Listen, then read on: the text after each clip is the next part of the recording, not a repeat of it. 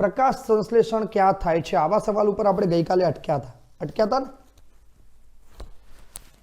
તો હવે આ સવાલનો જવાબ આપણે કંઈક અંશે ચેપ્ટર નંબર 8 માં મેળવ્યો હતો. આપણે ચેપ્ટર 8 ની અંદર હરિતકણ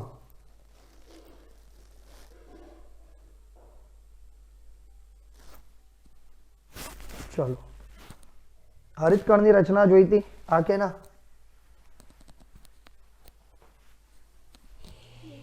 બધાને આ રચના યાદ હશે એવું માની લઉં છું અને થોડાક સવાલ પૂછી લઉં છું. એવું કરીએ ને?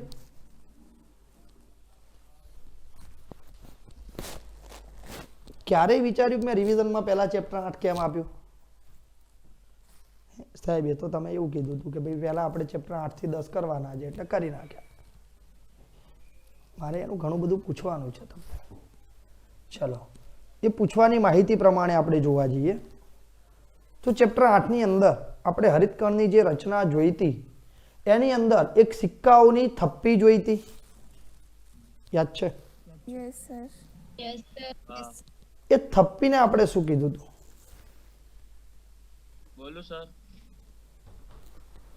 એક મિનિટ હો. હા હવે કોણ બોલશે? બોલો. મેં સર. 3 પછી બરાબર 4. ચલો રાજેન્દ્ર બોલશે. થાઇલેકોઇડ. હજી કોઈને બીજો જવાબ આપવો છે? Yes sir. Yes sir. Thylakoid. Dhara બેટા તારું શું કેવું છે આ બાબતે? આંતરગ્રેનમ થાઇલેનોઇડ કેમ? હજી ખોટું છે.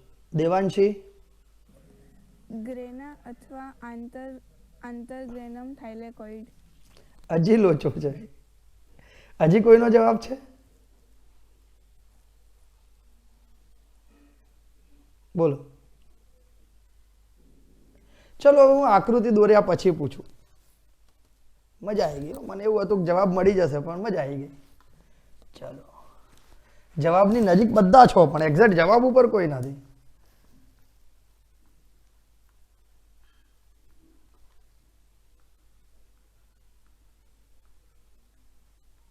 આપણે કંઈક આવી આકૃતિ દોરી હતી.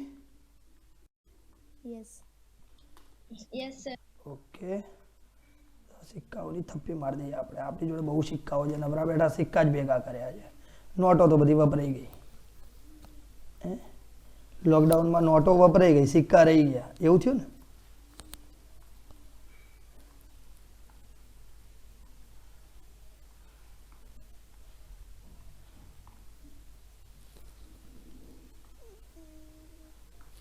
ચલો અહીંયા આવી 2 પટલયુક્ત રચના આપણે જોઈ હતી. બરાબર ને? હા કે ના? હવે આમાં આ એક સિક્કો સિંગલ કોઈન, આના માટે મને બધા સાચો જવાબ આપી શકે. બધાના જવાબમાં આ વસ્તુ કોમન હતી, થાઇલેકોઇડ. રાઈટ? પણ આ સિક્કાઓની એક થપ્પી, યસ. આને શું કહીશું? આવો મારો સવાલ છે.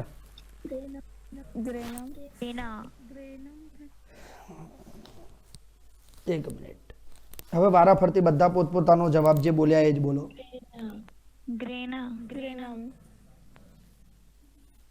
ગ્રેનમ વાળા સાચા.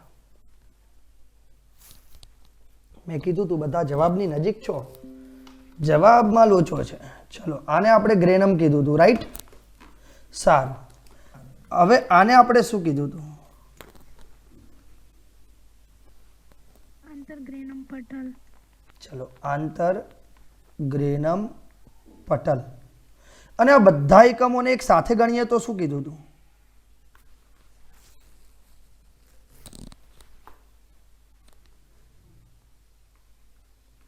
ગ્રેના અથવા ગ્રાના, આવું કીધું હતું? Yes sir. ઓકે. હવે આ ગ્રેના અથવા ગ્રાના સિવાય અંદર આપણે આધારક દ્રવ્ય પણ કીધું હતું. આ યાદ છે? Yes sir. ઓકે. તો ઇન શોર્ટ અહીંયા 2 ભાગ થયા. એક આખું પટલમય તંત્ર અને એક આધારક દ્રવ્ય, રાઈટ? Yes, sir. આમાં ખબર પડી બધાને યસ સર યસ સર કે ભાઈ હરિતકણની અંદર આપણે વાત કરીએ તો હરિતકણના આંતરિક રચનાની અંદર જે દ્વિસ્તરીય પટલમય રચના છે એની અંદર બે ભાગ છે. એક આખું પટલમય તંત્ર છે અને બીજું આધારક દ્રવ્ય છે, રાઈટ? હા કે ના? ઓકે. હવે કેટલાક વિદ્યાર્થીઓએ મને એક પ્રશ્ન પૂછ્યો તો લેમિલી, કે સાહેબ આ લેમિલી તંત્ર એટલે શું? બરાબર ને? આવો પ્રશ્ન હતો કોઈનો? યસ સર આ લેમિલી તંત્ર એટલે હરિતકણની અંદર રહેલું સંપૂર્ણ પટલમય તંત્ર. આમાં ખબર પડી? યસ સર યસ મતલબ હરિતકણની અંદર બે વિભાગ થયા. એક પટલમય તંત્ર એટલે કે લેમિલી અને બીજું આધારક દ્રવ્ય એટલે સ્ટ્રોમા. બોલો ક્લિયર? યસ સર આપણે ગુજરાતીમાં કહીએ તો પટલમય તંત્ર ગ્રાના અને આધારક દ્રવ્ય. ઇંગ્લિશમાં કહીએ તો લેમિલી અને stroma. Clear? Yes sir Yes, sir. હવે કોઈને કોઈ ડાઉટ ખરો? છે આમાં કોઈને ડાઉટ? બોલો બેટા. ડાઉટ હોય તો સોલ્વ કરાવી દઉં દીકરાઓ, નહીતર આગળ ચાલુ. ફટાફટ રિપ્લાય કરો, ટાઈમ ઓછો છે આપણી પાસે. No, sir. ચાલો, તો પ્રકાશ સંશ્લેષણની ક્રિયા એ વનસ્પતિના લીલા પર્ણમાં થાય છે, પરંતુ પર્ણ સિવાય પણ અન્ય કેટલાક લીલા ભાગો પણ છે. જેમ કે આપણે જોઈએ કે ભાઈ જ્યારે વનસ્પતિ છોડ અવસ્થામાં હોય ત્યારે એનું પ્રકાંડ પણ લીલું હોય છે, ખબર છે ને? હા. મતલબ એ સમયે એના પ્રકાંડમાં પણ હરિતકણ છે અને એનું પ્રકાંડ પણ પ્રકાશ સંશ્લેષણ કરે છે. ક્લિયર? Yes, sir. એટલે સ્પષ્ટ શબ્દોમાં કીધું છે કે લીલા પર્ણમાં અને સાથે સાથે અન્ય લીલા ભાગોમાં. ક્લિયર? Yes, sir. ઓકે. હવે શું તમે વનસ્પતિના કેટલાક અન્ય ભાગોના નામ જણાવી શકો કે જ્યાં પ્રકાશ સંશ્લેષણની ક્રિયા થઈ શકે? આપણે કીધું ને તમને એ ભાગ વિશે, હા કે ના? આ સિવાય આપણે ચેપ્ટર 5માં પ્રકાશ સંશ્લેષણનું વિશિષ્ટ કાર્ય એ પર્ણતલ દ્વારા પણ જોયું હતું. પ્રકાંડ દ્વારા પણ જોયું હતું. યસ સર બરાબર? મતલબ આપણે જુદા જુદા ભાગ તરીકે વનસ્પતિમાં કેટલીક વિશિષ્ટ પ્રક્રિયા સ્વરૂપે પ્રકાશ સંશ્લેષણ થાય છે એના વિશે આપણે ચર્ચા કરી ચૂક્યા છીએ, રાઈટ? ઓકે. હવે આપણે થોડાક આવીએ ચેપ્ટર 6 પ્રમાણે. આપણે ચેપ્ટર 6માં એવું કીધું હતું કે પર્ણમાં મધ્યપર્ણ પેશી છે જેમાં બહુ જ મોટી સંખ્યામાં હરિતકણો હોય છે. કીધું હતું આવું? Yes. કીધું તું? યાદ છે ને બધાને કે ભૂલી ગયા? Yes, sir. યાદ છે.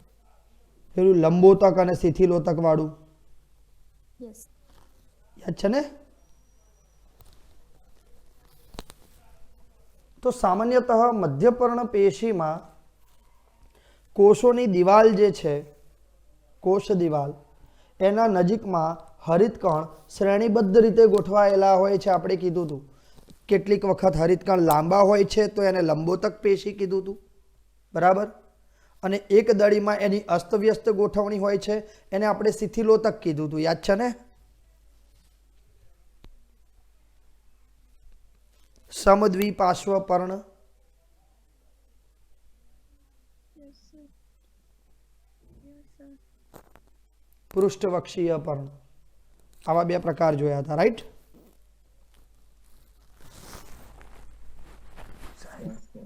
હવે જોજો કે જેમ જેમ આગળ જઈએ ને તેમ તેમ કેટલા ચેપ્ટર ભેગા થતા જાય છે, જોજો હો.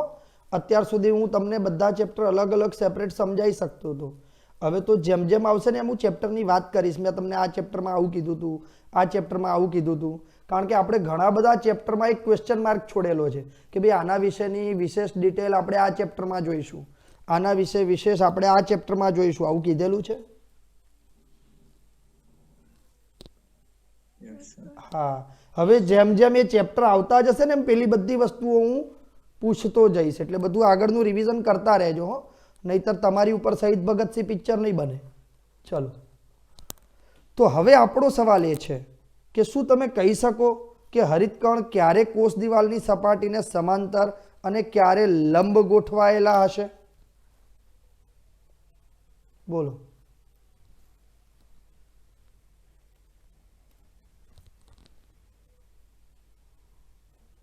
ચેપ્ટર 8માં સંરચનાનો અભ્યાસ કર્યો હતો, જેના વિશે આપણે હમણાં પણ ફરીથી વાત કરી કે નહીં?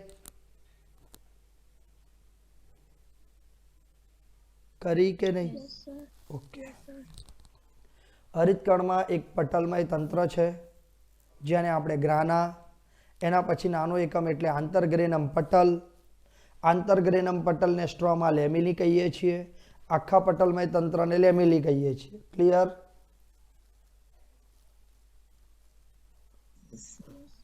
Yes. તરલ આધારકને આપણે સ્ટ્રોમાં કહીએ છીએ, આવું મેં કીધું. Yes, sir. Yes, sir. હરિતકણની અંદર સુસ્પષ્ટ શ્રમ વિભાજન જોવા મળે છે. આ શ્રમ વિભાજન શબ્દનો આપણે આગળ ઉલ્લેખ કરેલો છે ક્યાંય? યાદ આવે છે? મેં તમને શ્રમ વિભાજન એટલે શું એ સમજાયેલું છે? સમજાયેલું છે? Yes, sir. Yes, sir. Yes, sir. તો મને કોઈ એક વિદ્યાર્થીએ વ્યવસ્થિત સમજૂતી આપશે? વ્યવસ્થિતનો મતલબ મારે બેઠી ગોખેલી વ્યાખ્યા નથી જોતી હો બેટા, મારે ખાલી એવું ડિસ્ક્રિપ્શન જોઈતું છે જેના આધારે સરળ શબ્દોમાં તમે સમજી શકો. કોણ કહેશે?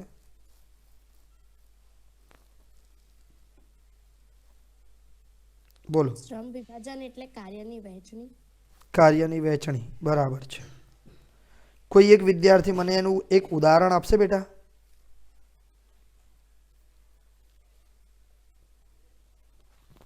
તમે વ્યવહારિક ઉદાહરણ પણ આપી શકો છો દીકરાઓ.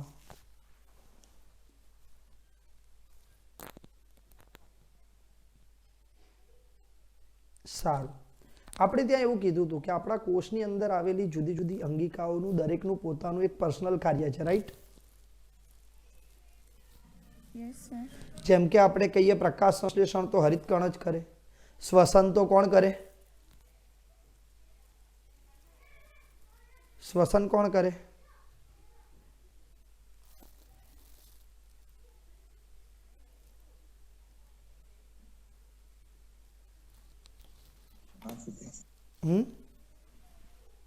પ્રણાસૂત્ર. બરાબર. પ્રોટીનનું સંશ્લેષણ કોણ કરે?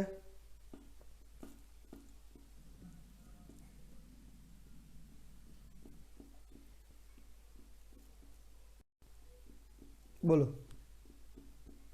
પ્રોટીનનું સંશ્લેષણ કોણ કરે?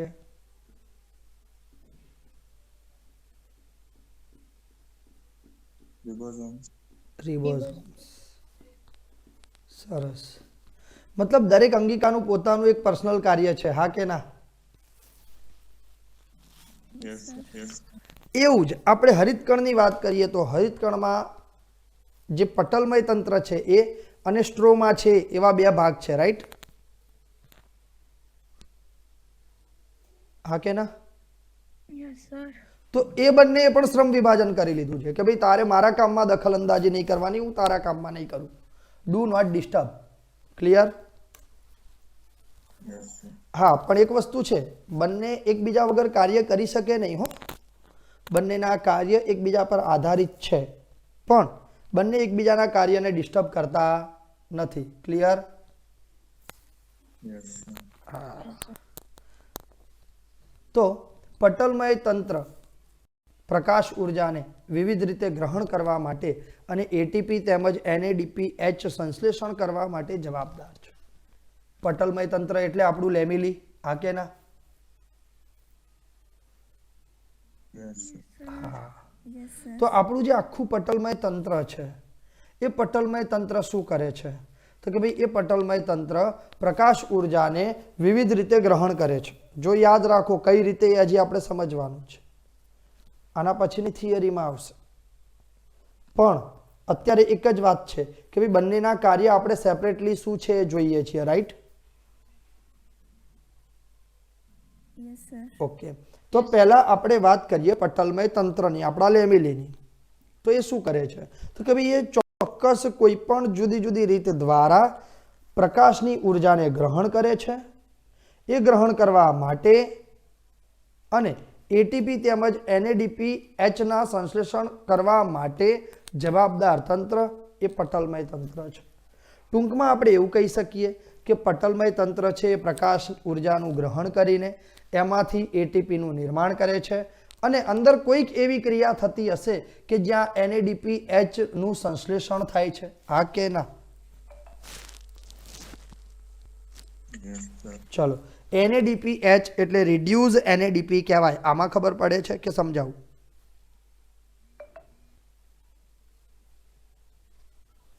બોલો.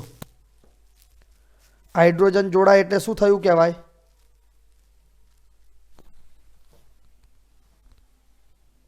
રિડક્શન. એટલે આપણે એને રિડ્યુઝ એનએડીપી કહી શકીએ. Sir. એનએડીપી નું ફૂલ ફોર્મ યાદ છે?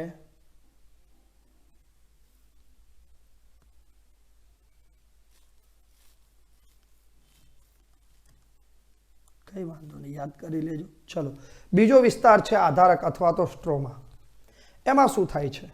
તો કે ભાઈ એ પ્રદેશની અંદર ચોક્કસ ઉત્સેચકીય પ્રક્રિયા થાય છે. જો આપણે પ્રકાશ ગ્રહણ થતું તંત્ર જોઈ લીધું ને? હા કે ના? આપણે એવું કીધું કે પ્રકાશનું ગ્રહણ કોણ કરે છે? પટલમય તંત્ર, રાઈટ? Yes, sir. તો આપણને ખબર છે પ્રકાશ સંશ્લેષણમાં શું થાય તો કે ભાઈ વનસ્પતિ સૂર્યપ્રકાશ ગ્રહણ કરે, CO2 અને H2O નું જોડાણ કરે અને શર્કરાનું નિર્માણ કરે, રાઈટ? Yes, sir. એમાંથી પ્રકાશ ગ્રહણ કરવા વાળી વાર્તા પતી ગઈ. હવે બાકી શું રહ્યું? CO2 ઉપયોગમાં લઈને શર્કરાનું નિર્માણ. હા કે ના?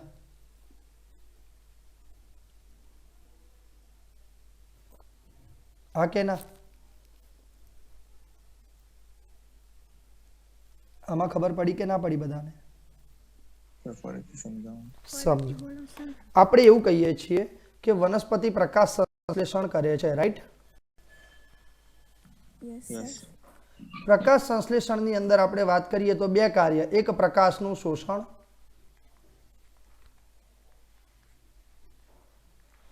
અને બીજું CO2 નો ઉપયોગ કરીને C6H12O6 એટલે કે શર્કરાનું નિર્માણ. હા કે ના? Yes, sir. ઓકે. તો પહેલું કાર્ય આપણે વાત કરી દીધી કે ભાઈ એ પટલમય તંત્રમાં થાય છે, રાઈટ? Yes, sir. તો હવે આધારક માટે બીજું જ કામ રહ્યું. હા કે ના? Yes, sir. Yes. તો હવે આધારક એટલે કે સ્ટ્રોમા પ્રદેશ છે એ શું કરે છે તો કે ભાઈ ઉત્સેચકીય પ્રક્રિયાઓ કરે છે જેમાં CO2 ને સાંકળીને શર્કરાનું નિર્માણ કરે છે અને પછીથી તેનું સ્ટાર્ચમાં રૂપાંતરણ કરે. ક્લિયર?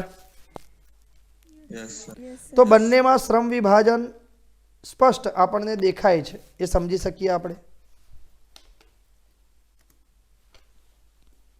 હા કે ના? Yes, sir. તો પહેલી જે પ્રક્રિયા છે કઈ? આધારક વાળી. હા કે ના? Yes. ઓકે. આધારક વાળી પ્રક્રિયામાં સીધે સીધો પ્રકાશ સંકળાયેલો છે. સંકળાયેલો છે ને?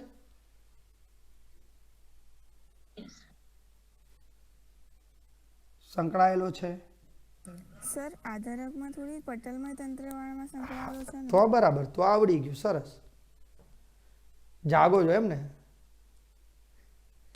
પહેલા રિપ્લાય ના આવ્યો એટલે મને એવું થયું કોઈ સમજ્યા કે ના સમજ્યા. પછી રિપ્લાય આવ્યો એટલે એવું લાગ્યું કે સમજ્યા જ એમ. સરસ. ચલો, મતલબ પહેલી આપણી જે વાત કરી કે ભાઈ જે પટલમય તંત્ર છે એ પ્રક્રિયાની અંદર સીધે સીધો પ્રકાશ સંકળાયેલો છે. હા કે ના? Yes, sir. તો એ પ્રક્રિયાને આપણે પ્રકાશ પ્રક્રિયા કહીશું. ક્લિયર? Yes, sir. ઓકે. બીજી જે પ્રક્રિયા છે આધારક વાળી, એમાં ક્યાંય પ્રકાશનો ઉપયોગ થયો છે ખરો? નો સર. નથી થયો. તો એવી પ્રક્રિયાને આપણે અંધકાર પ્રક્રિયા કહીશું. આમાં ખબર પડી? Yes sir. Yes sir. તો જો આધારકમાં થતી અંધકાર પ્રક્રિયા પ્રકાશની ગેરહાજરીમાં શક્ય હોય તો રાત્રે પણ શર્કરાનું નિર્માણ થવું જોઈએ. થવું જોઈએ ને? યસ. પણ એવું થતું નથી. તો શું થયું? તો અંધકાર પ્રક્રિયા કેમ ન થઈ રાત્રે? તો કે ભાઈ અંધકાર પ્રક્રિયા થાય છે તો ભાઈ પ્રકાશ વગર, પણ એને પ્રકાશ પ્રક્રિયાની જે નિપજ મળી એટીપી અને NADPH, આ બંનેનો ઉપયોગ કરવો પડે છે. આ બંને વગર અંધકાર પ્રક્રિયા શક્ય નથી. મતલબ રાત્રિ દરમિયાન CO2 તો મળશે, ઉત્સેચક પણ મળશે, પણ આ બંને મળશે?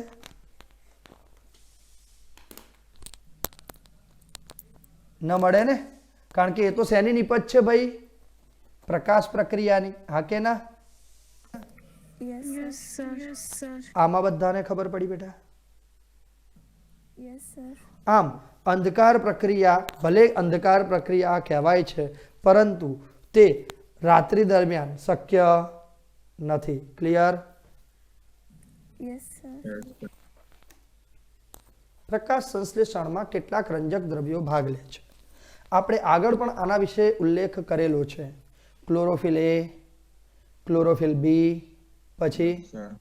એના પછી કેરીટોનોઇડ, ઝેન્થ્રોફિલ. સરસ, કેરોટીન, ઝેન્થ્રોફિલ. સરસ. તો આપણને બધાને ખબર છે કે પર્ણમાં લીલા રંગ છે એ શેના કારણે જવાબદાર છે? તો કે ભાઈ એમાં રહેલા રંજક દ્રવ્યોના કારણે. બરાબર ને? Yes sir. હા. ચલો, તો એક જ વનસ્પતિમાં વિવિધ પર્ણમાં પણ આપણે રંગમાં ઘાટો, આછો, પીળાશ પડતો આવા બધા જ રંગ જોઈએ છીએ. Yes sir. Yes sir. તો લીલી વનસ્પતિના પર્ણના રંજક દ્રવ્યોનું પેપર ક્રોમેટોગ્રાફિક દ્વારા અલગીકરણ કરવાનો જ્યારે આપણે પ્રયત્ન કરીએ ત્યારે સવાલ એ થાય, સાહેબ પેપર ક્રોમેટોગ્રાફી એટલે શું? બરાબર ને? Yes sir. Yes.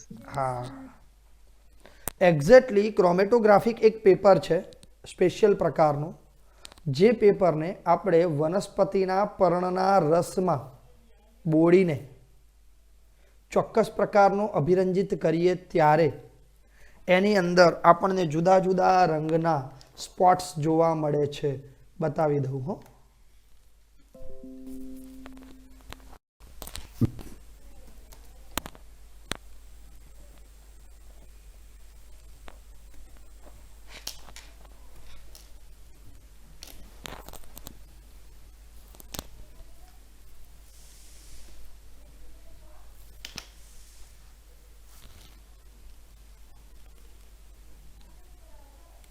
આ રીતે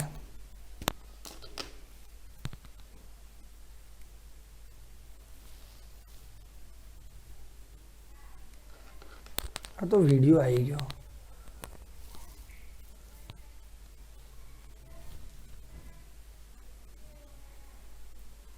આ વિડીયો છે.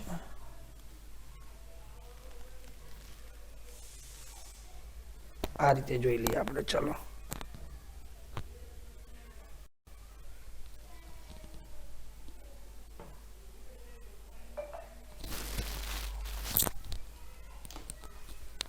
બાયજુ વાળાની એપ્લિકેશન છે. બોલો, ચલો જોઈ લો. ટાટા ભાઈ, અમારે કોઈ રજીસ્ટ્રેશન નહીં કરવું, અમારે તો ખાલી છોકરાઓને આકૃતિ સમજાવી છે. ચલો, તો એક્ઝેક્ટલી આ એ દ્રાવણ છે જે વનસ્પતિના પર્ણના રસથી ચોક્કસ પ્રકારના અભિરંજકમાં બનાવેલું છે. આમાં ખબર પડી? Yes sir. સર ફરીથી બોલો ને, મારા અવાજ કપાઈ ગયો. કઈ વાંધો નહીં બેટા. પર્ણના રસ સાથે ચોક્કસ પ્રકારના, વાંધો નહીં બેટા, સાંભળી લો. પર્ણના રસ સાથે ચોક્કસ પ્રકારના અભિરંજકો ઉમેરીને બનાવેલું આ દ્રાવણ છે, solvent. Clear? Yes sir. Okay.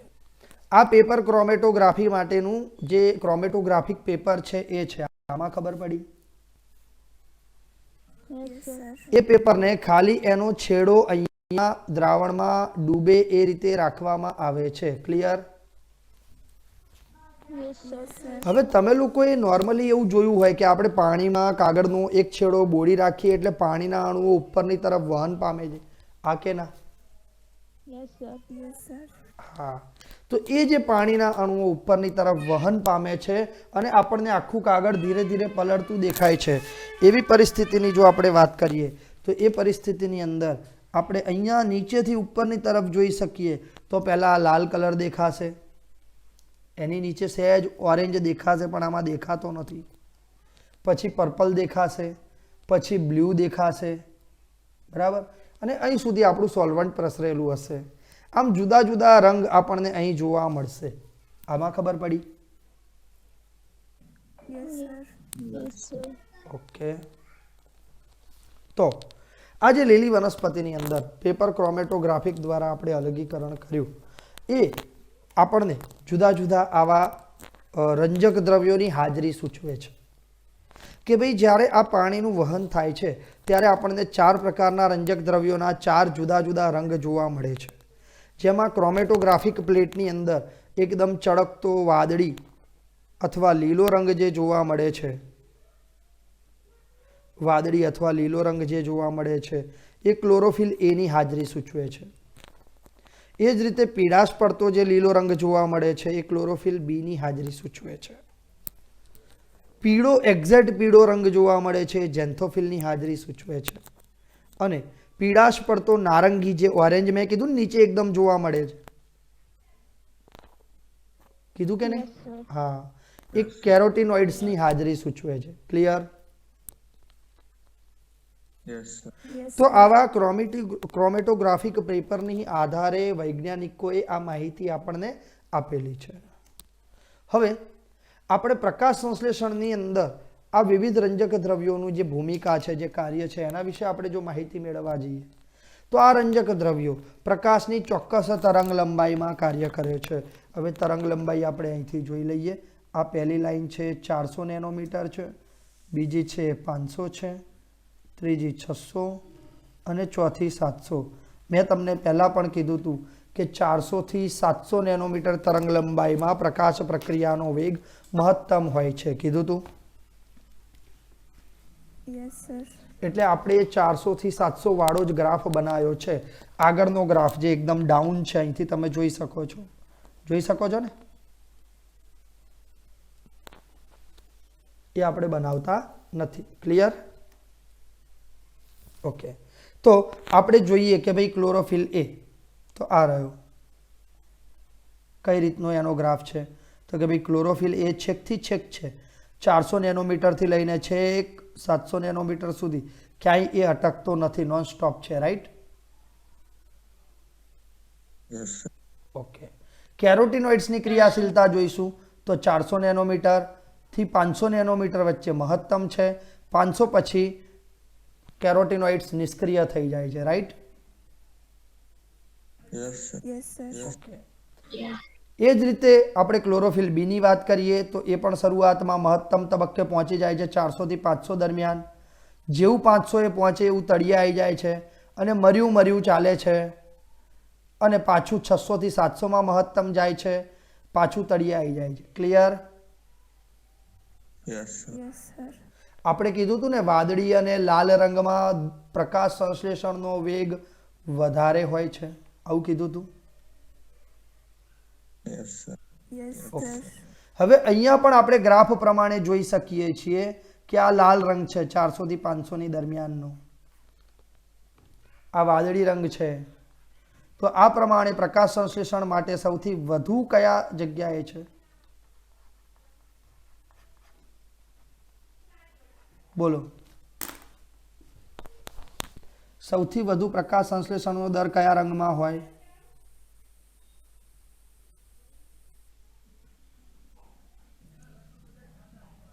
લીલા. લીલા. બેટા લીલો રંગ તો રંજક દ્રવ્યનો છે. હું વર્ણપટની વાત કરું છું, જાનીવાલી પીનારા પ્રમાણે. મેં તમને કીધું કે 400 થી 500 નેનોમીટર છે લાલ રંગ છે, 600 થી 700 છે વાદળી છે.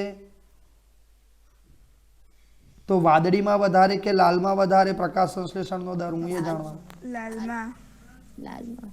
તો આને રિલેટેડ કેટલાક વિદ્યાર્થીઓએ મને ગઈકાલે MCQ પૂછ્યો હતો અને મેં એવું કીધું હતું કે આપણે ચલાવવાનું બાકી છે.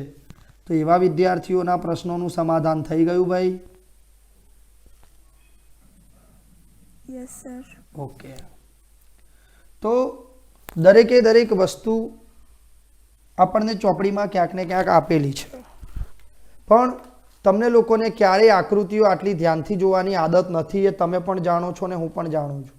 જાણો છો ને? હા કે ના? મેં ના કીધું હોત તો કોઈ વિદ્યાર્થી અહીંયા પૂછે જ નહીં કે સાહેબ આ કયા રંગની તરંગ લંબાઈમાં વધારે ક્રિયા થાય છે. એ જ રીતે અહીંયા પ્રકાશ સંશ્લેષણનો દર આપ્યો છે, એ પણ જુઓ. 400 થી 500 માં મહત્તમ, પછી 500 થી 600 માં પાછું ડાઉન, પાછું 600 થી 700 માં અપ છે. Yes, sir. હા કે ના? આમાં કોઈને ડાઉટ ખરો? No, sir. નો સર. ઓકે. તો આપણે જાનીવાલી પીનારા પ્રમાણે વાત કરીએ તો પ્રકાશના દ્રશ્ય વર્ણપટની તરંગ લંબાઈથી આપણે બધા પરિચિત છીએ અને એ પ્રમાણે આપણે આ ગ્રાફમાં જોઈ શકીએ છીએ કે લાલ રંગમાં મહત્તમ પ્રકાશ સંશ્લેષણ, વાદળી રંગમાં થોડુંક ઓછું અને એ સિવાયના બધા રંગમાં સાવ ઓછું પ્રકાશ સંશ્લેષણ જોવા મળે છે. Clear? Yes, yes sir. Sir. તો અહીંયા આપણે આકૃતિમાં એ સેક્શન જોઈએ તો આપણે નક્કી કરી શકીએ કે ક્લોરોફિલ એ કઈ તરંગ લંબાઈઓનું સૌથી વધુ શોષણ કરે છે?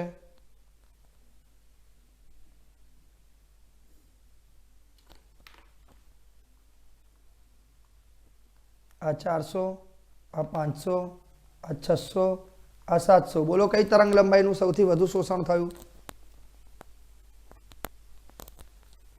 આલેખ પ્રમાણે જોવા જઈએ તો 400 થી 450, રાઈટ?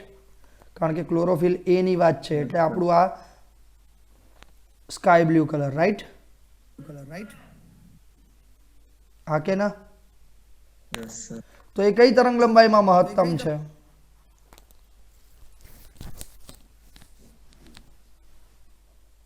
ચારસો થી 450. હા કે ના? અહીંયા અડધે પતી જાય છે ને બેટા? હલો, અવાજ આવે છે મારો? હલો. Yes, sir. સર અવાજ કપાય છે. ઓકે, કઈ વાંધો નહીં. ચલો ક્લોરોફિલ બી માટે વાત કરીએ તો કઈ તરંગ લંબાઈમાં મહત્તમ છે જુઓ તો. 450 થી 500. બરાબર છે. ચલો કેરોટીનોઇડ્સ માટે વાત કરીએ તો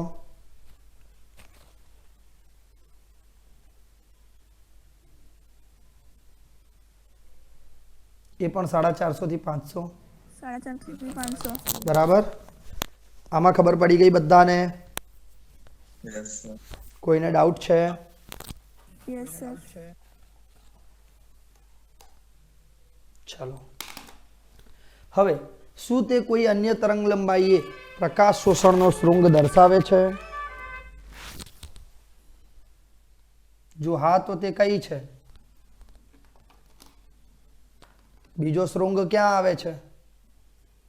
કઈ તરંગ લંબાઈમાં આવે છે? આમાં ખબર પડી? 600 થી 500. હા, 650 થી 700 માં આવે છે, રાઈટ? Yes, sir. આમાં કોઈને ડાઉટ? No, sir. નો સર. ઓકે. તો હવે આપણે પાછી આકૃતિ બી જોઈએ કે ભાઈ આમાં પ્રકાશ સંશ્લેષણની પ્રક્રિયાનો દર બતાવ્યો છે. અહીંયા મહત્તમ છે 450 પહેલા, 450 પછી ડાઉન જાય છે. ક્યાં સુધી ડાઉન જાય છે? તો કે ભાઈ 550 સુધી ડાઉન જાય છે. 550 એ ન્યૂનતમ છે. પછી પાછી અપ જાય છે. પાછી અહીંયા 650 થાય એટલે લગભગ 770 પછી મેક્સિમમે પહોંચે છે. હા કે ના? 670. હા, તો બરાબર સાંભળ્યું. 670 પછી, બરાબર ને? 670 પછી મહત્તમ થાય છે, right? Yes, sir. Yes sir વાહ ભાઈ વાહ. આવું ફટાફટ બોલું ને તોય આટલું ધ્યાન રાખો તો ગમે હો. મને એમ થયું કે ફટાફટ ભૂલવાડી દઉં પણ ના ભૂલ્યા. ચાલો. ક્લોરોફિલ એ દ્વારા કઈ તરંગ લંબાઈનું મહત્તમ શોષણ થાય છે? એટલે કે ક્લોરોફિલ એ વાદળી અને લાલ રંગની તરંગ લંબાઈનું શોષણ કરે છે. આવું આપણે સાબિત કર્યું. આ કે ના? ઓકે. Yes, sir. નેક્સ્ટ આપણે વાત કરીએ કે જે પ્રકાશ સંશ્લેષણનો ઊંચો દર દર્શાવે છે, આથી આપણે નિર્ણય કરી શકીએ કે ક્લોરોફિલ એ પ્રકાશ સંશ્લેષણ સાથે સંકળાયેલ મુખ્ય રંજક દ્રવ્ય છે. કેવી રીતે નક્કી કર્યું આપણે? તો કે ભાઈ જ્યાં જ્યાં ક્લોરોફિલ એ વધુ સક્રિય છે ત્યાં ત્યાં પ્રકાશ સંશ્લેષણનો દર મહત્તમ છે. જુઓ, બાકી અહીંયા ક્લોરોફિલ બી વધુ સક્રિય છે આ આકૃતિમાં. ક્યાં? તો કે ભાઈ 450 થી 500માં. હા કે ના? પણ તેમ છતાં અહીંયા આપણો પ્રકાશ સંશ્લેષણનો દર એ દરમિયાન ડાઉન ગયો. Yes, sir. તો જો ક્લોરોફિલ બી વધારે અસર કરતો હોય તો આ અપ જવું જોઈતું હતું. Yes, sir. પણ એવું થયું નથી. ક્લિયર? Yes, sir. એનો મતલબ ક્લોરોફિલ એમાં કંઈક એવો ગુણધર્મ છે જે પ્રકાશ સંશ્લેષણના સક્રિય વર્ણપટને એકદમ સીધી અસર કરે છે. હા કે ના? Yes, sir. આમાં ખબર પડી ગઈ ને બધાને? Yes. Yes, sir. તો ક્લોરોફિલ એને આપણે મુખ્ય રંજક દ્રવ્ય કહીશું. હા કે ના? Yes, sir. Yes sir okay.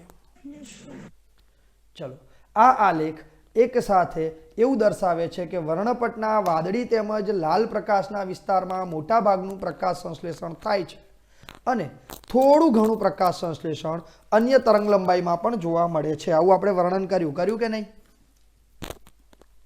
Yes, sir. Yes sir મસ્ત આલેખ વાંચતા આવડે તો આખી થિયરી આવડે. જોયું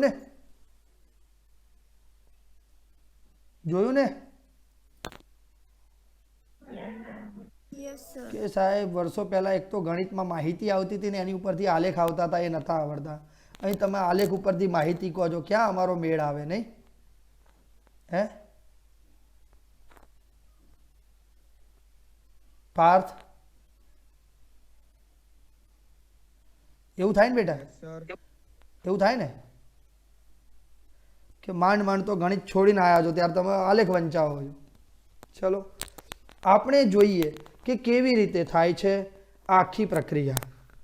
કે જેમ કે ક્લોરોફિલ એ પ્રકાશનું શોષણ કરનાર મુખ્ય રંજક દ્રવ્ય છે, છતાં પણ થાઇલેકોઇડમાં રહેલા અન્ય રંજક દ્રવ્યો જેવા કે ક્લોરોફિલ બી, ઝેન્થોફિલ, કેરોટીનોઇડ્સ આ બધા સહાયક રંજક દ્રવ્યો, મતલબ ક્લોરોફિલ એને મદદ કરતા હશે. હા કે ના? Yes, sir. એ પણ ક્યાંક ના ક્યાંક પ્રકાશના શોષણ સાથે સંકળાયેલા છે. ક્યાંક ને ક્યાંક ક્લોરોફિલ એ તરફ પ્રકાશનું વહન કરે છે. તો કોણ કેવી રીતે કરે છે એના વિશે આપણે માહિતી મેળવીશું. વાસ્તવમાં રંજક દ્રવ્યો માત્ર પ્રકાશ સંશ્લેષણ માટે અંદર પ્રવેશતા પ્રકાશની ઉપયોગી તરંગ લંબાઈના વિસ્તારને વધારતા નથી, પરંતુ ક્લોરોફિલ એને ફોટો ઓક્સિડેશન, ફોટોન્સ એટલે પ્રકાશની હાજરીમાં ક્લોરોફિલનું વિઘટન થવાની ક્રિયાને ફોટો ઓક્સિડેશન કહેવામાં આવે છે. યાદ રહેશે Yes, sir.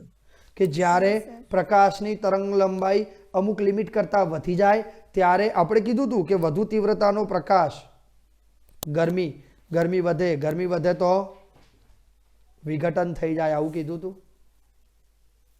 Yes, sir. મતલબ જ્યારે તીવ્રતા વધે અને ક્લોરોફિલ એને શહીદ થવાનો દિવસ આવે ત્યારે ક્લોરોફિલ એને બચાવવા માટે આ અન્ય રંજક દ્રવ્યો કેરોટીન, ઝેન્થોફિલ, ક્લોરોફિલ બી વગેરે એને મદદ કરે છે. આમાં ખબર પડી? Yes, sir. Yes sir Yes, sir. પ્રકાશ પ્રક્રિયા શું છે એ સમજીએ એ પહેલા આપણે એક વાર્તા કરીએ. તમે બધાએ કડિયા કામ થતા જોયું છે? Yes sir okay. ધારો કે તમારા ઘરમાં તમારે કડિયા કામ કરવું છે તો તમને ખબર જ છે કે ભાઈ તમે જે કડિયા કામ કરાવો છો એની અંદર જે મુખ્ય કોન્ટ્રાક્ટર કડિયો છે એ અહીંયા મજૂર નાકે જવાનો છે, ત્યાંથી 5-7 મજૂર લઈને આવવાનો છે અને એમની જોડે કામ કરાવવાનો છે, રાઈટ? Yes, sir. તો તમને ખબર છે કે મજૂર ત્યાંથી આવવાના છે, તો તમે જ લઈ આવો ને ત્યાંથી મજૂર. તમે કેમ કડિયાને કોન્ટ્રાક્ટ આપો છો?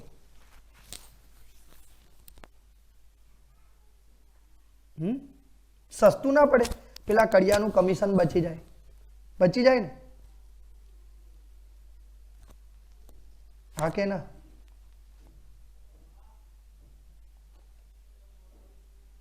બધાને સંભળાય છે અવાજ?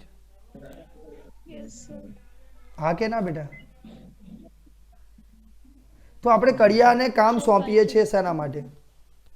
આપણે કડિયા કામ કરાવીએ તો કડિયા નાકેથી જ મજૂર કડિયો લાવવાનો છે, રાઈટ? તો એ જે મેઇન કોન્ટ્રાક્ટર છે એને આપણે કામ સોંપ્યું કેમ? આપણે કેમ જાતે મજૂર ના લઈ આવ્યા? કારણ શું? બોલો, કારણ શું? તમારી પાસે એ મજૂરોના માથે રહીને દરેક વસ્તુની દેખરેખ રાખીને પરફેક્ટ કામ કરાવવાની આવડત છે? No, sir. No, sir. નથી ને?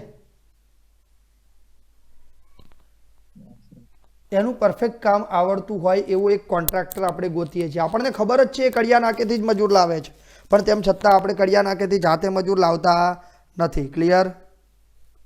Yes, sir. આનું કારણ બધાને ખબર પડી? Yes, sir. ઓકે. ક્લોરોફિલ એ છે ને આપણો કોન્ટ્રાક્ટર છે. ક્લોરોફિલ એ શું છે? Contractor. ક્લોરોફિલ બી, કેરોટીન, ઝેન્થોફિલ, આ બધા મજૂર છે. આમાં ખબર પડી? Yes, sir. હા. હવે ધારો કે તમે કોઈ એક દિવસ સાંજે ઘરે ગયા અને તમે જોયું કે ભાઈ જે કડિયા કામમાં આપણે કંઈક કીધું હતું એમાં કંઈક ફેરફાર છે, પરફેક્શન નથી, તો તમે કોનો વારો લેશો? Contractor. કોન્ટ્રાક્ટરનો, રાઈટ? પણ બીજા જે કડિયા છે આજુબાજુમાં એ કડિયાઓને ખબર છે આ કોન્ટ્રાક્ટર છે તો આપણને રોજ મજૂરી મળે છે, જો આ ફસાઈ ગયો ને એના કામ ઘટ્યા તો આપણો લોડ ઘટશે. હા કે ના? Yes, sir. એટલે પેલો મજૂર શું કરશે કે સાહેબ અમને તો એમણે એવું જ કીધું હતું પણ મારી ભૂલ થઈ ગઈ એમ કરીને વાત વાળી લેશે. Yes, sir. તો જ્યારે પ્રકાશની તીવ્રતા વધે ત્યારે ક્લોરોફિલ એને સાઈડમાં કરીને આ બધા જે મજૂરો છે ને મજૂરો, બરાબર ને, એ એને બચાવી લે છે. આમાં ખબર પડી? Yes, sir. Yes. બોલો, મજા આવી ને? Yes, sir. હા. હવે આપણે એ પ્રક્રિયા જોઈએ. ચાલો. પ્રકાશ પ્રક્રિયા અથવા પ્રકાશ રાસાયણિક તબક્કામાં પ્રકાશનું શોષણ થાય છે. યાદ રાખજો અહીંયા કઈ કઈ ક્રિયા થાય છે. આપણે ભણીએ છીએ પટલમય તંત્રની અંદર થતી પ્રકાશ પ્રક્રિયા, જે પહેલો તબક્કો આપણે કીધો હતો, રાઈટ? Yes, sir. ઓકે. એ દરમિયાન શું થાય છે? તો આપણે ત્યાં કીધું હતું કે ભાઈ પ્રકાશનું શોષણ થાય છે અને એટીપી અને NADPH નું નિર્માણ થાય છે, રાઈટ? Yes, sir. ઓકે. આ સિવાય શું થાય છે? તો કે ભાઈ જ્યારે પણ પ્રકાશનું શોષણ થાય ત્યારે પ્રકાશ શક્તિ છે એ પાણીનું વિભાજન કરે છે. પાણીનું વિભાજન કેવી રીતે થાય છે આના પછીની થિયરી છે. એ પ્રક્રિયાના અંતે નિપજમાં આપણને એકમાત્ર વાસ્તવિક નિપજ ઓક્સિજન મળે છે. એ કેવી રીતે મળે છે એ પણ આપણે પાણીના પ્રકાશ વિભાજનમાં જોઈશું. એની સાથે સાથે ઉચ્ચ ઉર્જા મૂલ્ય ધરાવતા મધ્યસ્થી અણુઓ, આપણને ખબર છે એટીપી ઉચ્ચ ઉર્જા ધરાવતું મૂલ્ય છે, ખબર છે ને? Yes, sir. એ જ રીતે NADPH પણ ઉચ્ચ ઉર્જા ધરાવતું એક અણુ છે. આવા બે અણુઓનું એમાં નિર્માણ થાય છે. આ પ્રક્રિયામાં અનેક સંકુલ સંકળાયેલા હોય છે. સંકુલ એટલે શું? તો કે ભાઈ સંકુલ એટલે આપણો એક મુખ્ય કડિયો અને એની સાથે એના પરચુરણ મજૂરિયાઓ, બરાબર ને? હા કે ના? Yes, sir. એ આખું સંકુલ એટલે લાઇટ હાર્વેસ્ટિંગ કોમ્પ્લેક્સ પ્રકાશગ્રાહી સંકુલ, LHC, યાદ રહેશે? Yes, sir. Yes, sir. Okay. તો અહીં જે પ્રકાશગ્રાહી સંકુલ છે એ સ્પષ્ટ બે જુદા જુદા તંત્ર છે. એક છે રંજક દ્રવ્ય તંત્ર 1 જેને આપણે ફોટો સિસ્ટમ 1 અથવા તો PS1 કહીશું. બીજું છે રંજક દ્રવ્ય તંત્ર 2, જેને આપણે ફોટો સિસ્ટમ 2 અથવા PS2 કહીશું. બોલો આમાં ખબર પડી? Yes, sir. Yes sir. Okay. પ્રકાશ પ્રક્રિયા દરમિયાન લાઇટ હાર્વેસ્ટિંગ સંકુલ તેમના કાર્યની ક્રમિકતાના આધારે નહીં પણ તેના નામ સંશોધનના ક્રમના આધારે અપાયેલા છે. મતલબ અહીંયા ક્યારેય એવું ના વિચારવું કે PS1 પહેલા થાય અને PS2 પછી થાય. હો, ખરેખર પહેલા PS1 નું સંશોધન થયું. લાઇટ હાર્વેસ્ટિંગ કોમ્પ્લેક્સ 1, રંજક દ્રવ્ય તંત્ર 1 એ કેવી રીતે કામ કરે છે બધાએ વિચાર્યું, જોયું, વૈજ્ઞાનિકોએ મસ્ત માહિતી આપી દીધી કે આવું પ્રકાશ સંશ્લેષણમાં કોઈ એક તંત્ર કામ કરે. પછી બીજા કોઈ ભાઈ ઊભા થયા, એમણે PS2 શોધ્યું કે ભાઈ ઊભો રહે, ત્યાં સંશોધન કર્યું ને તો પછીની વાત છે, આની પહેલા એક પ્રક્રિયા થાય છે, આ છે. એટલે તમારે ક્યારેય એવું નહીં લખવાનું કે PS1 પહેલા થાય છે અને PS2 પછી થાય છે.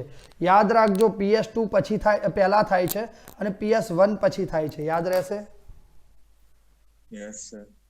મતલબ આનું જે નામકરણ છે એની કાર્યની ક્રમિકતા નથી દર્શાવતું પણ એના સંશોધનનો ક્રમ દર્શાવે છે. Clear? Yes sir. Yes, sir. આ વાક્યમાં ક્લિયર થઈ ગયું ને બધાને? Yes. Yes, sir. Okay. Light harvesting complex પ્રોટીનથી અનુબંધિત હજારો રંજક દ્રવ્યોના અણુઓથી બને છે. તમારી જાણકારી માટે કહી દઉં કે એક જ થાઇલેકોઇડની અંદર 250 થી 400 રંજક દ્રવ્ય હોય એક થાઇલેકોઇડમાં. હો, તો આવા તો કેટલા બધા થાઇલેકોઇડ હોય છે ને? Yes sir. હા, તો એક થાઇલેકોઇડમાં આવા 250 થી 400 રંજક દ્રવ્યોના અણુઓ જોવા મળે છે. પણ હંમેશા કોઈ પણ લાઇટ હાર્વેસ્ટિંગ કોમ્પ્લેક્સ હોય, આપણા ઘરમાં કામ ગમે તેટલું મોટું હોય, મજૂર ગમે તેટલા લાવવા પડે, પણ મેઇન કોન્ટ્રાક્ટર કેટલા હોય? એમ ક્લોરોફિલ એ ના અણુ હંમેશા એક જ હોય. ક્લિયર? Yes, sir. એક થાઇલેકોઇડનું લાઇટ હાર્વેસ્ટિંગ કોમ્પ્લેક્સ એક અને માત્ર એક જ ક્લોરોફિલ એ ધરાવે છે. ક્લિયર? ઓકે. તો પ્રત્યેક ફોટો સિસ્ટમમાં બધા રંજક દ્રવ્ય હોય સિવાય કે ક્લોરોફિલ એ નો એક જ અણુ હોય. ક્લિયર? Yes, sir. અને આ ક્લોરોફિલ એ નો અણુ લાઇટ હાર્વેસ્ટિંગ કોમ્પ્લેક્સનો એન્ટેની અથવા તો એન્ટેના પણ કહેવાય છે. ક્લિયર? Yes, sir. કેમ? તો કે ધારો કે રોજ મજૂર આવે છે, Yes, sir. રોજ કડીઓ એ બધાને કામ બતાવી દે છે, કડીઓ સવારે કામ બતાવીને જાય, એ પ્રમાણે સાંજ સુધી કામ થાય છે. ધારો કે કોઈ એક દિવસ એવું બન્યું કે કડિયાને કોઈ મેડિકલ ઇમરજન્સી આવી ગઈ, એ ના આવ્યો, મજૂરો આવીને બેઠા છે, તો મજૂરો શું કરશે? તમે ગમે તેમ કહેશો એ કશું જ નહીં કરે. કેમ? એન્ટેના વગર નેટવર્ક પકડાતું નથી. આજ કંઈક કામ કરીએ ને આડું ઊંધું થાય કાલ તોડવું પડે. બરાબર ને? કોન્ટ્રાક્ટર આવે, કોન્ટ્રાક્ટર કે એ પ્રમાણે મજૂરો કામ કરે. રાઈટ? Yes, sir. હા, આખું કડિયા કામ સમજી ગયા. લો, તમે બધા કોન્ટ્રાક્ટર બનવાના. બધા એમ કે એન્જિનિયર થવા માટે મેથ્સ લેવું પડે, આપણે બાયોલોજીમાં થઈ ગયા. ચલો, આ રંજક દ્રવ્ય કણો વિવિધ તરંગ લંબાઈના પ્રકાશનું શોષણ કરે છે. એ પ્રકાશ સંશ્લેષણને વધારે કાર્યક્ષમ બનાવવામાં મદદરૂપ થાય છે. મેં તમને પહેલા જ કીધું કે વધારે કાર્યક્ષમ બનાવવા માટે શું કરે? તો કે ભાઈ કડીઓ કે એમ તો કરે જ, પણ કોઈક દિવસ કડીઓ ફસાય તો મજૂરો એને બચાવે. રાઈટ? Yes, sir. પણ આ દરેકે દરેકના કેન્દ્રમાં કોણ છે? આપણો ક્લોરોફિલ એ નો એકાકી અણુ. આ કે ના? Yes, sir. Yes. Yes, sir. બંને ફોટો સિસ્ટમ આપણે હમણાં જ કીધું કે બે ફોટો સિસ્ટમ છે, એક PS1 અને PS2. રાઈટ? Yes sir. હવે એ બંનેનો તફાવત શું છે ને એ આપણે જોઈ લઈએ. તો કે ભાઈ PS1 ફોટો સિસ્ટમ 1 ની અંદર ક્લોરોફિલ એ નો અણુ 700 નેનોમીટર તરંગ લંબાઈના પ્રકાશથી ઉત્તેજિત થાય છે અને સર્વોચ્ચ માત્રામાં શોષણ કરે છે. આથી તેને P700 પણ કહેવામાં આવે છે. બોલો આમાં ખબર પડી? Yes, yes sir. yes, sir. એ જ રીતે આપણે PS2 માં વાત કરીએ તો એમાં પણ ક્લોરોફિલ એનો જ અણુ છે, પણ એ ક્લોરોફિલ એનો અણુ 680 નેનોમીટર તરંગ લંબાઈએ સર્વોચ્ચ પ્રકાશનું શોષણ કરે છે, એટલે એને P680 પણ કહેવાય છે. Clear? Yes sir. Yes sir. તો અહીંયા આપણું PS1 PS2 બધાને ક્લિયર થઈ ગયું. Yes sir. ચલો